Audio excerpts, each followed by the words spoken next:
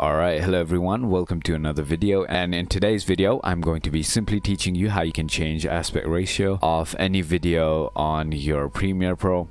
So this video is going to be a very simple and easy step-by-step tutorial, so feel free to watch the video till the end. And with that being said, let's get straight into the video. So first of all, as you can see, I've already imported a video or a clip of mine, and it's on the standard 1920 by 1080. So let's say, okay, I don't want it on 1920 by 1080, I want it for my Instagram story or TikTok, something that's vertical, right?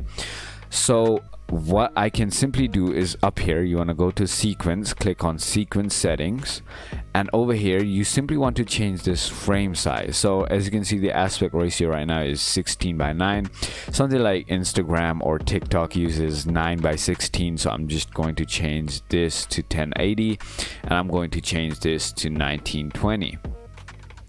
And if I go ahead and do that and click on OK, as you can see, this will pop up. It really doesn't matter, just click on OK, and there you go, there's something vertical for my story. And if I want to go ahead and fill this with the video, I am simply going to click on the video, and up here the effect controls will pop up, and here you want to simply scale it up until it fills the screen, as you can see, right?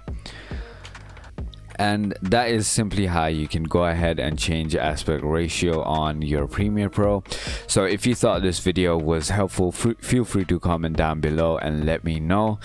And if you want more videos related to Premiere Pro, feel free to hit that subscribe button, hit that like button, and thank you so much for watching.